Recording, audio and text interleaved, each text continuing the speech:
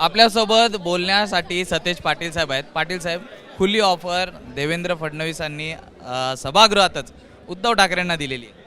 नाही, मला वाटतं सभागृहामध्ये अनेकदा एकमेकाबद्दल आपण बोलत असतो. मला वाटते पॉलिटिकल या गोष्टी घेणं संयुक्तिक ठरणार नाही, कारण की अनेकदा एक वेगळं वातावरण सभागृहात असतं, मन मोकळं वातावरण असतं, त्या गोष्टी बोलल्या जातात. त्यामुळे फार त्यात पॉलिटिकल मेसेज घेण्यासारखं नाही आहे. खूप काही मनमोकळ्या पद्धतीने बोलल्या जातात, पण त्या औपचारिकच घ्यायच्या की अनौपचारिक घ्यायच्या? तो साहेब पण बोलले मनमोकळेपणानं.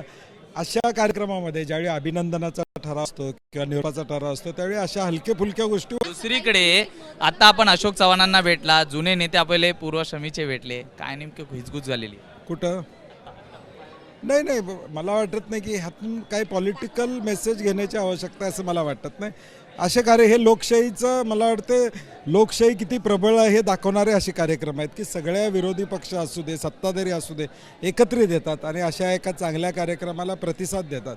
मला वाटते लोकशाही बळकटीकरणाची जी संकल्पना आपल्या महाराष्ट्रात आहे त्याला बळ देणारा हा कार्यक्रम. उद्धव ठाकरे काय म्हटले, पावसाळा जवळ आलेला आहे, पावसाळ्यात अनेक जण इकडनं उड्या मारून तिकडे जातात, असं आत्ताही घडू शकतं?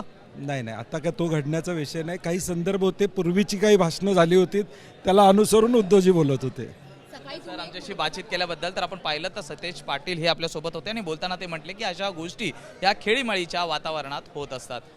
जर्नलिस्ट अजित कदमसह मी सूरज सावंत, एबीपी माझा, मुंबई. एबीपी माझा, उघडा डोळे बघा नीट.